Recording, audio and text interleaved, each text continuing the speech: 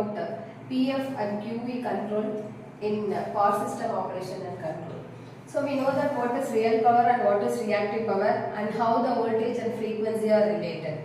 So to operate a power system in a stable state or in a steady state or normal state condition, we need the voltage and frequency to be always within the limit. So frequency, as we know that in India we are following that frequency should be 50 Hertz, right? So this 50 Hertz can be extended up to, or the frequency limit may be plus or minus 0.05% is acceptable. But we should not take it as a consideration that every time we should go only with the frequency it can exceed. We have to make the frequency to be within 50 Hertz, right? So here we have a relation between, this is P, we know that P is your real power and F is frequency, Q is your reactive power and V is the voltage. So P and F are always related. So whenever we have a variation in the frequency, it will always affect the real power. P, we know that it is real power. It will always affect the real power. Or if you control the frequency, you can control the real power. And QV, it is nothing but the voltage can be controlled. If you control the voltage, you can control the reactive power. Reactive power, we know that it is the power which is used by the power system elements which are present in the power system. We are not going to use the Q, reactive power, and the real power is the power which is mainly used by the load side equipments. Right? So once we limit the values of voltage and frequency, we can make the power system to run in a stable condition. Right? So now for that, what is the need for voltage regulation and what is the need for frequency regulation, we will see. So mainly voltage, we know that all the power system components what we are using and what are all the apparatus we are using, everything will be designed with a rated voltage and rated current, right? So when the voltage goes beyond the rated value or when the system is operated or when the component is operated below the rated voltage, it may affect the component what we are using, right? Suppose if you are using the component which is running under a rated voltage or running under the rated voltage, then you cannot expect more amount of maximum output will not come from the device. The same if you use the equipment with over voltage, that is more than the rated voltage if you are using, then it may cause the system to damage. So we cannot go with both under voltage or over voltage. So we have to maintain the voltage at a constant value. So for that voltage regulation is mainly needed. And next it is transmission and distribution. Mostly in transmission side and distribution side we need to maintain the voltage at a constant level. Right? So next it is, there should not be, that is you should not use the equipment which is running under the below voltage or which is above the rated voltage. So that should be taken into consideration. So next when we go with frequency regulation. So frequency regulations, we cannot make the power system to run with two different frequencies. Only one frequency should be there. A power system will run only with one frequency. We cannot go with two different frequencies. If you run a power system parallelly with two different frequencies, then it may cause more damage. We cannot have synchronism with one power system and with another power system. Right? So we cannot go with two different frequencies operating in a power system. So that is why in all the generating power stations we use the frequency as 50 Hertz.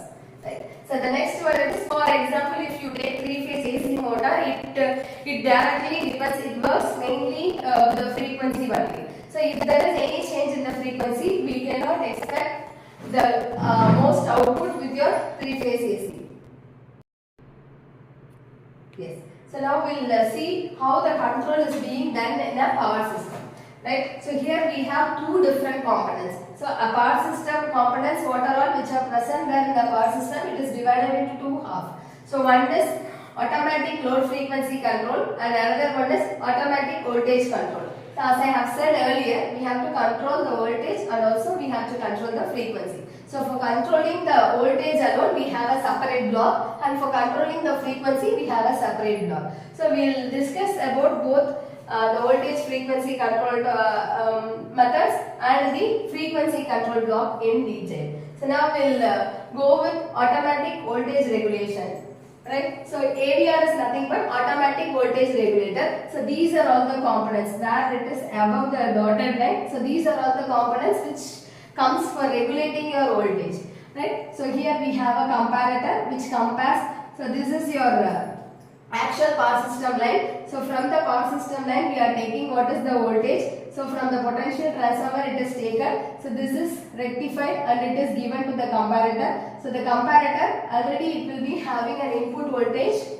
So with that input voltage at which the system is operating, it will check with the actual line what it is having now. So depending on that it will produce an error. So that will be given to the amplifier. So after knowing that the voltage is above or it is running below, then the error will be created. So based upon the error, it will be amplified and it will be given to the exciter. So the exciter, it needs some power supply for operation.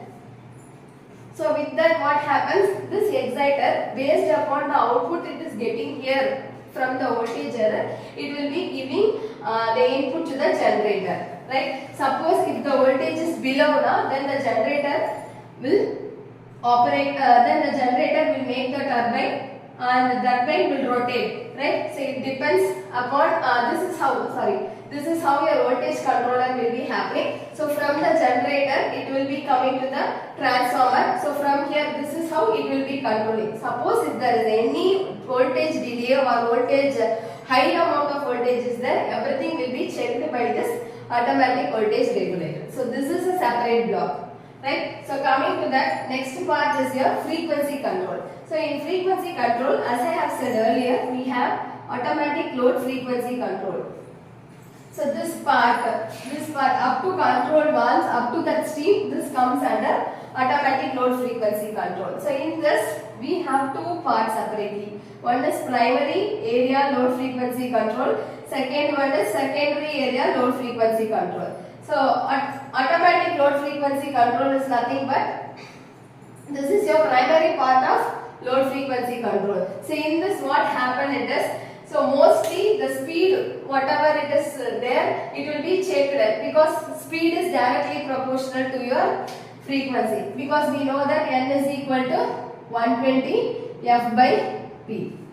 So wherever there is change in the speed, there will be change in the frequency. So if you we cannot change the speed because sometimes the load may change. So when there is high amount of load, when the load demand is more, what happens? The frequency will automatically decrease, because when load is increases, frequency also should be increased. But speed, if load is increased, what will happen to the speed? Once the load is increased, speed will start decreasing. When the speed is decreasing, what will happen to the frequency? It will also decrease. So this should not happen. Actually, we want to maintain the frequency at a constant level. So in order to maintain the frequency at a constant level, we need to maintain the speed. So for that, the primary loop is this one. So primary automatic load frequency control. So here what happens? You are mainly controlling the speed. So whenever there is a higher amount of load is there or more amount of load is there now, then the speed governor will change. The speed will be sensed here, right? So that will be given to the speed governor. The speed governor will check how much is the speed, and then it will give to the hydraulic amplifier. The amplifier will improve the amplification, that is it will increase the speed, and next it will be given to the control box. So how the speed is increased? Suppose at night time the load is more. So when the load is more, what happens? That the water which is flowing inside, actually what will happen? This water will be flowing through the control valves and it will be flowing through the turbine blades. So now what happens? How much forcefully the water is entering into the turbine, that much will be the rotation of, that much speed will be the rotation of your turbine. So now here what happens, when the speed, when the load is more, what will happen? The water is coming limitedly now. If the load is more, what will happen? The turbine will rotate slowly. When the turbine is rotating slowly, the speed will be lower. So when the speed is lower, then you cannot expect the frequency maintained at a frequency will not be maintained at 50 Hz. So what happens it is, so automatically this load frequency control, what it will do now, it will sense what the load demand is. Suppose if the load is higher or heavier load is there or demand is more, then what happens? More amount of water flow will be there. This control valve will open a broader way. Then more amount of water will flow inside. That will be forcefully coming into the turbine plates. So after that it will be sensed by the speed sensor and then it will be given to the speed governor. So this is how the total speed can be controlled by using a primary ALFC. Right? So drastic speed change if it is there, that can be controlled. Right? Suppose in minute considerations or small values of speed, if you want to change that, then you should go with secondary automatic load frequency control. So that is your second part. So here what happens? Same. So whatever the line is having the frequency, that will be sensed here and that will be given to the signal mixture. So this is the line, that is the tie line power which is coming here. So it will be coming, this is your actual value of power and that frequency will be sensed here and it will be having a signal mixture. So from that, suppose if there is any area control error is there, if there is any error occurring here, then it will be sent to the integrator. So from the integrator, it will check what is the speed change it is occurring. So from that speed change, it will send to the speed governor. Speed governor is a separate part which you have to do modeling, and from that speed governor only we can change the speed. Right? So from that again it will go to primary automatic load frequency control. So what the secondary and primary it is doing actually in the sense, it will automatically they are trying to control the frequency and maintain the frequency at 50 Hz. So why it is maintained at 50 Hz? I have told you earlier that suppose if there is any variations in the load, if the load is increasing, automatically what will happen to the speed? It will start decreasing, because when a person is going normally, he will run at a normal speed. Suppose if you give him some 5 or 10 kgs of load and ask him to carry, his speed will decrease. So likewise, when the load is normally there, then the motor or all the power system will be running at a normal condition. Suppose if the load is increasing, what happens to the speed? It starts decreasing. When the speed is decreasing, frequency will get decreased. So, but our aim is to maintain the frequency at constantly 50 Hz. It should not go above or below 50 Hz. So, for that what we are doing now, we are coming up with the primary automatic load frequency control and secondary automatic load frequency control. So, secondary load frequency control, it will be having a overall control. So, primary it is nothing but fine tuning can be done by using primary load frequency control. So, this is how it is controlled. So, for controlling the speed, actually what we need is your steam, that is the water which is flowing through the control valves, that should forcefully enter into your turbine. So, how much forcefully the water is entering, that much faster the turbine blades will rotate. So, depending upon the turbine blade speed, the speed sensor will sense, and that is how the speed will be more. Suppose if the load is more amount of water will be flowing inside. Suppose if the load is getting decreased at morning time or afternoon time, we will not use more amount of light loads. So what will happen at that time? Load demand will be less. So load demand will be less. Now you cannot allow the same amount of water to enter here. So that time, by using the control valves, you can close the valve and you can allow only minimum level of water to enter into your turbine, so that the speed can be changed.